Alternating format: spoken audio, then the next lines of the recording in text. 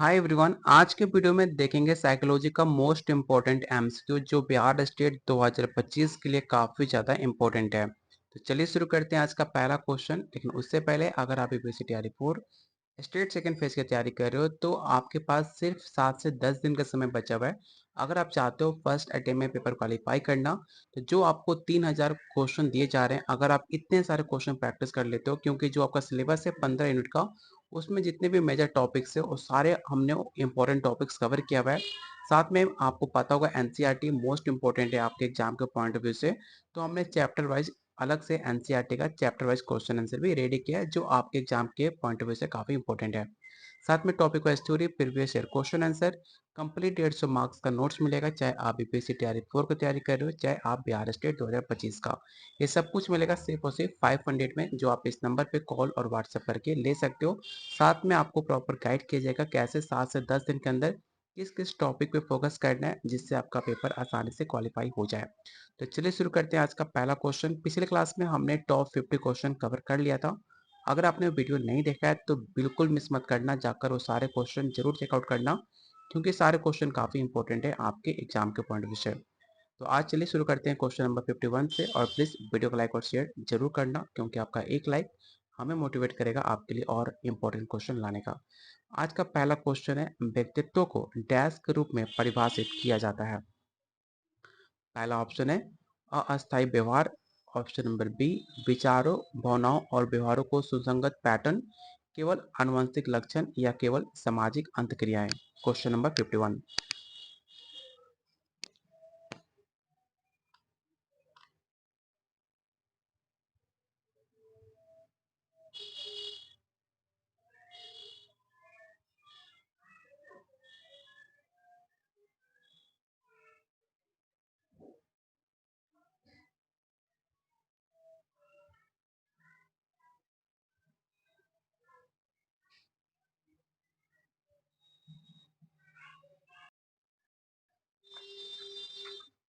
तो question number 51 का right answer हो जाएगा ऑप्शन नंबर आपका बी।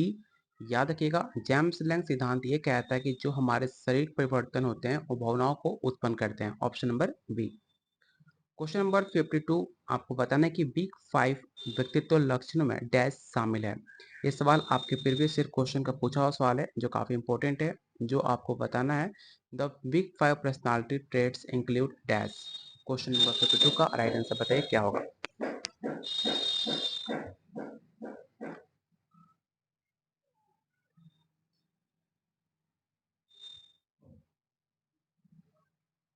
तो याद रखिएगा, ये सवाल काफी इंपॉर्टेंट है। जो 5 बिग 5 थ्योरी है वो है आपका खुलापन, कर्तव्यनिष्ठा, भयमूर्खता, सहमतता और तंत्रिकावाद। इन पांचों का नाम याद रखना, हर टाइम एग्जाम में क्वेश्चन पूछा ही जाता है। अगला क्वेश्चन है, रुसाक इंक वॉल टेस्ट का उपयोग डैश के आकलन के लिए किया जाता है। ये भी सवाल आपके प्रीवियस ईयर क्वेश्चन के सेम पैटर्न पे है। बुद्धि, व्यक्तित्व, स्मृति या ध्यान।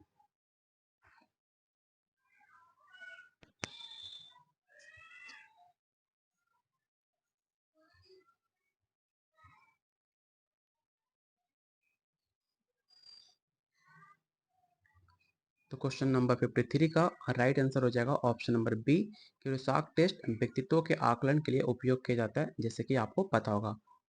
अगला क्वेश्चन है, थीमेटिक एप्रिसिएशन टेस्ट, जिसे आप शॉर्ट फॉर्म में टैट बोलते हो। कई बार इसका फुल फॉर्म भी पूछ लेता है स्टेट में कि टैट का फुल फॉर्म क्या होता है। तो याद रखिएगा, थीमेटिक एप्रिसिएशन टेस्ट। आपसे पूछा गया किसके द्वारा इसे विकसित किया गया था। हेनरी मरे, हरमन रुसाक, सिगमंड फ्राइड या कॉल रोजर्स।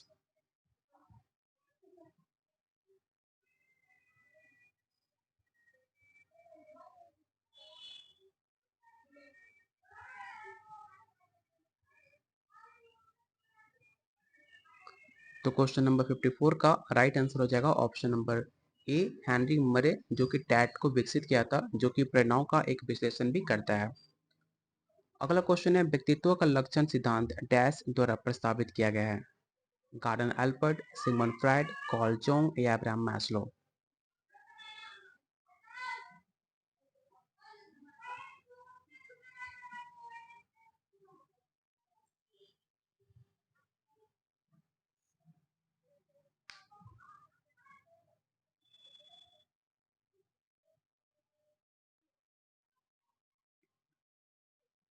तो क्वेश्चन 54 का राइट आंसर हो जाएगा option number A, Gordon Allport, जिन्होंने व्यक्तित्व को आधार को समझाया भी था कि लक्षण सिद्धांत कैसे होते हैं। क्वेश्चन नंबर 56, आपको बताना है कि व्यक्तित्व सिद्धांत में आर्केटाइप शब्द किससे संबंधित है? कार्ल जंग, सिगमंड फ्राइड, अल्फ्रेड एडलर या कॉरेन हॉर्नी। क्वेश्चन को आप जब देखोगे, प्रीवियस ईयर क्वेश्चन आपने देखा होगा, तो आपको ऑटोमेटिक समझ आएगा कि सारे क्वेश्चन कितने इंपॉर्टेंट है। अगर आपने स्टेट क्वेश्चन नहीं देखा है तो आपको मे भी हो सकता है आपको समझना है क्वेश्चन। अगर प्रीवियस ईयर क्वेश्चन एक बार जरूर देखना, सेम पैटर्न पे बहुत सारे क्वेश्चन आपको प्रीवियस ईयर क्वेश्चन को इस प्रैक्टिस सेट में शामिल भी किया है, और सेम पैटर्न पे मैंने नया क्वेश्चन रेडी किया है जो आपके एग्जाम में डायरेक्ट देखने को मिल सकता है।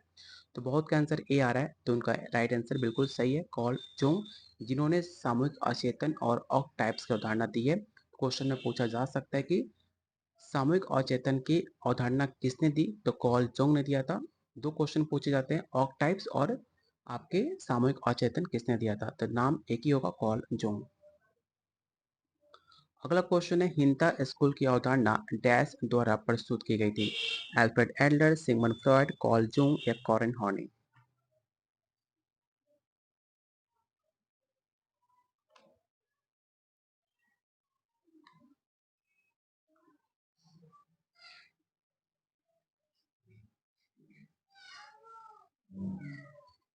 तो नाम याद रखिएगा, अल्फ्रेड एडलर, जिन्होंने हिंता संकुल की अवधारणा प्रस्तुत की। ऑप्शन नंबर ए।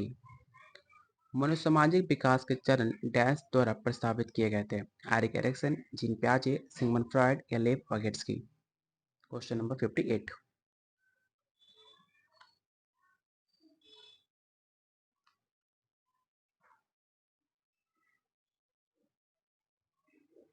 तो याद रखिएगा, इस सवाल काफी इंपॉर्टेंट है क्योंकि एरिक एरिक्सन से सवाल हमेशा एग्जाम में पूछे जाते हैं। तो इसका राइट आंसर होगा ऑप्शन नंबर ए, एरिक एरिक्सन। ये भी सवाल पूछा जा सकता है कि मनोसामाजिक विकास के कितने चरण दिए थे? तो याद रखिएगा, टोटल 8 चरण थे।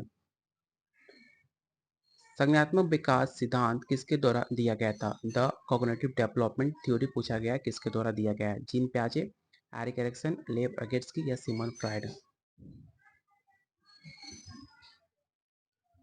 ये सवाल काफी आसान है, आपको पता होगा जीन प्याजे ने दिया था और इसके 4 स्टेज भी बताए थे। निकटवर्ती विकास क्षेत्र, जिसे आप जेपीटी की अवधारणा डैश द्वारा प्रस्तुत की गई थी। ये भी सवाल सेम आपके बिहार स्टेट में पूछा जा चुका है, जाकर आप चेकआउट कर सकते हो। किसके द्वारा दिया गया था? आप मुझे कमेंट बॉक्स में बताइए, क्वेश्चन 60 का राइट आंसर क्या होगा।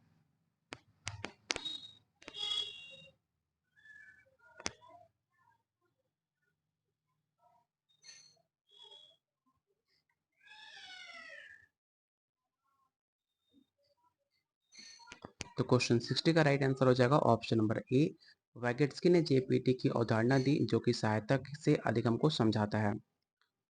अगला क्वेश्चन है, अधिगम में स्कैफोल्डिंग शब्द डैश से संबंधित है? ये भी सवाल काफी इंपॉर्टेंट है, आपको मैंने कई बार बताया भी होगा, आइए आपने सीटेट, स्टेट और आपने बीएड में पढ़ा होगा। स्कैफोल्डिंग लेव अगेट्सकी के सिद्धांत का दिया गया एक वर्ड है, जिसमें बताया गया था शिक्षक हो चाहे आपके सहपाठी हो, उनके द्वारा दी गई सहायता को संदर्भित करता है स्कैफोल्डिंग। याद रखिएगा, ऑप्शन नंबर ए। नैतिक विकास सिद्धांत डैश द्वारा प्रस्तावित किया गया था? लॉरेंस कोलरबर्ग, जीन प्याजे, एरिक एरिक्सन या सिगमंड फ्राइड।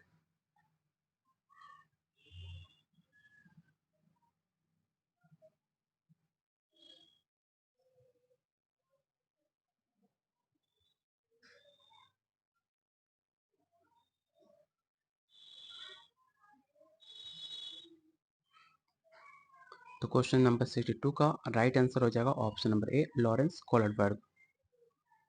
अगला क्वेश्चन है, सामाजिक अधिगम सिद्धांत किसके से संबंधित है? Albert Bandura, BF Skinner, Ivan Pavlov या जेबी वाटसन। तो याद रखिएगा, बीएफ स्किनर ऑपरेंट कंडीशनिंग के सिद्धांत दिया था, ऑपरेंट कंडीशनिंग। यॉन पेलाउ ने क्लासिकल सिद्धांत दिया था, और जेबी वाटसन व्यवहारवाद के जनक माने जाते हैं। तो एक ही ऑप्शन बचता है, सोशल लर्निंग थ्योरी, जो कि एल्बर्ट बंडूरा ने दिया था।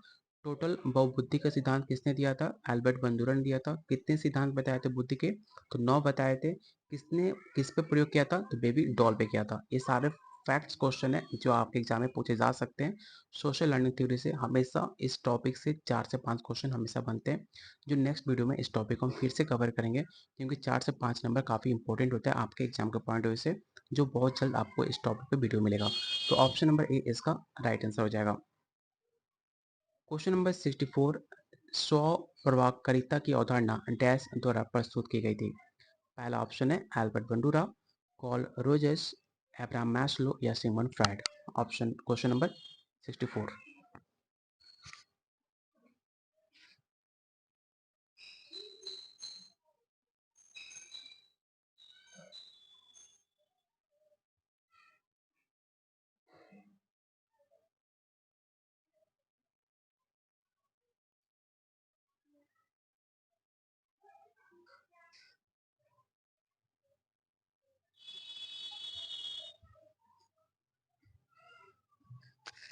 तो क्वेश्चन नंबर 64 का राइट आंसर होगा option number A Albert Bandura. अगर आपसे पूछ ले स्व प्रभावकारिता को व्यक्तिगत विश्वास के रूप में किसने परिभाषित किया, तो एल्बर्ट बंडूरा ने किया सेल्फ एब्सेंसी के बारे में। ऑप्शन नंबर ए।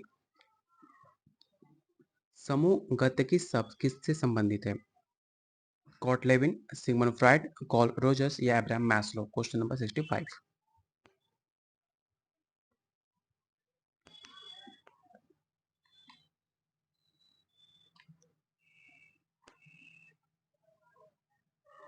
तो नाम याद रखिएगा कुट लेविन। ठीक है, ये सारे क्वेश्चन मोस्ट इंपोर्टेंट है जिन्होंने समूह गतिकी और नेतृत्व शैली का अध्ययन किया है। अगला क्वेश्चन है हार्टोन प्रभाव डैश को संदर्भित करता है।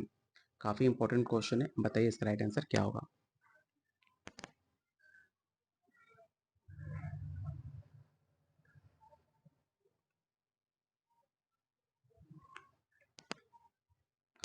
तो क्वेश्चन नंबर 66 का राइट आंसर हो जाएगा ऑप्शन नंबर आपका ए।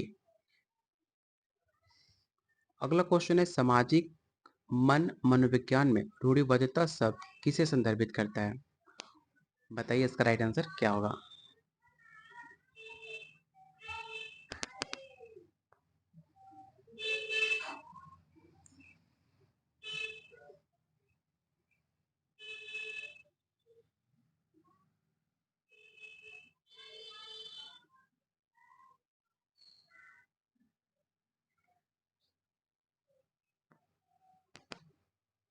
तो क्वेश्चन नंबर 67 का राइट आंसर हो जाएगा ऑप्शन नंबर आपका ए।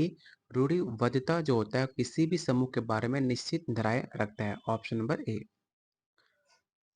अनुरूपता शब्द डैश को संदर्भित करता है।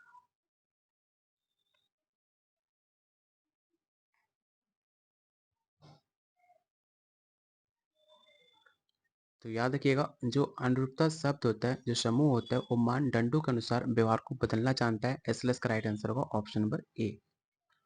अगला क्वेश्चन है सामाजिक सुविधा शब्द डैश को संदर्भित करता है।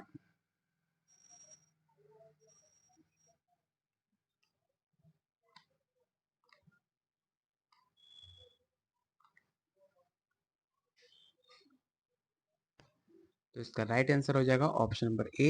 सामाजिक सुविधा दूसरों की उपस्थिति में बेहतर प्रदर्शन को कहते हैं। जब आप किसी के प्रेजेंस में आप बेटर करते हो, उसे कहते हैं सामाजिक सुविधा। ऑप्शन नंबर ए। क्वेश्चन नंबर 670 आपको बताना है कि सामाजिक मनोविज्ञान में लेपेडिंग, ठीक है, जो द सामाजिक मनोविज्ञान में जो एट्रीब्यूशन है उसे हम किसे रेफर करते हैं, आपको ये बताना है। व्यवहार को कारणों की व्याख्या करना। ऑप्शन नंबर बी, अपने विश्वासों को बदलना, समूह मानदंडों का पालन करना या दूसरों को व्यक्तित्व को मूल्यांकन करना। Question number 70।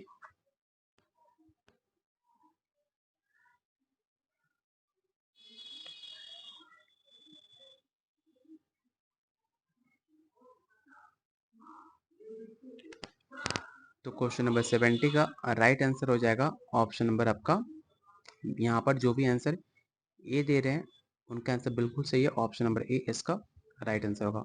क्वेश्चन नंबर 71, असामान्य मनोविज्ञान का डैश अध्ययन है। बताइए क्वेश्चन 71 का राइट आंसर क्या होगा।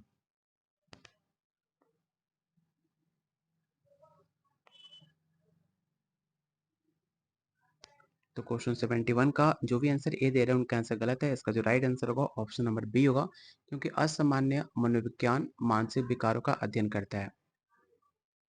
अगला क्वेश्चन है DSM-5 का उपयोग डैश के लिए किया जाता है? बुद्धि मापने के लिए, मानसिक विकारों का निदान करने के लिए, या ऑप्शन सी व्यक्तित्व लक्षणों का आकलन करने के लिए, या ऑप्शन नंबर डी समूह गतिकी का अध्ययन करने के लिए। बताइए क्वेश्चन 72 का राइट आंसर क्या होगा।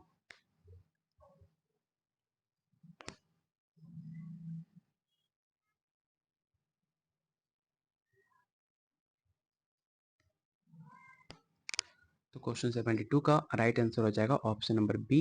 याद रखिएगा कि DSM-5 मानसिक विकारों के निदान के लिए एक मैनुअल माना जाता है। अगला क्वेश्चन आपको बताना है कि सिजोफ्रेनिया की विशेषता क्या है?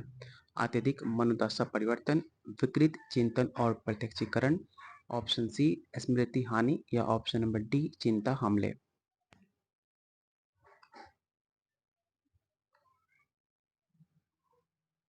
तो क्वेश्चन 73 का राइट आंसर हो जाएगा ऑप्शन नंबर आपका बी हो जाएगा कि सिजोफ्रेनिया में चिंतन और प्रत्यक्षीकरण दोनों विकृत होते हैं।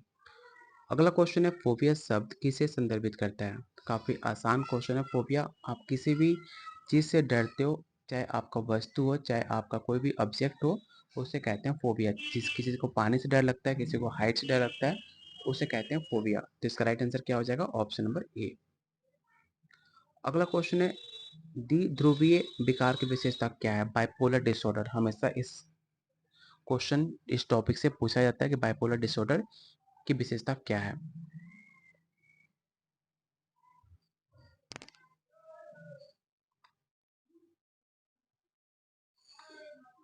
तो याद रखिएगा इसका राइट आंसर हो जाएगा ऑप्शन नंबर ए। बाइपोलर डिसऑर्डर में उन्माद और अवसाद के बीच का परिवर्तन होता है। तो यहाँ पे क्वेश्चन टोटल 75 खत्म होते हैं और 25 क्वेश्चन बचते हैं जो कल हम कवर करेंगे।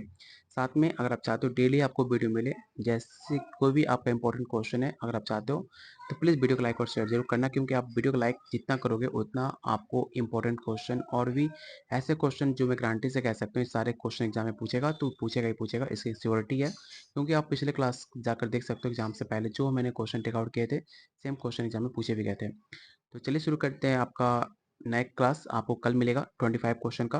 बाकी वीडियो लाइक और शेयर जरूर करना। जो भी हमारे साथ जुड़ना चाहते हैं, हमारे पेड नोट्स लेना चाहते हैं, तो सिर्फ आप 500 में कंप्लीट नोट्स ले सकते हो 150 मार्क्स का। उसमें सिर्फ कैसे 10 दिन के अंदर कैसे आप स्टेट क्वालिफाई कर सकते हो, किस किस टॉपिक को फोकस करना है, आपको A to Z हर चीज़ बता दिया जाएगा। तो लेने के लिए आप इस नंबर पर कॉल व्हाट्सएप कर सकते हो। मिलते हैं बहुत जल्द अगले वीडियो में, तब तक के लिए कीप वॉचिंग कीप शेयरिंग।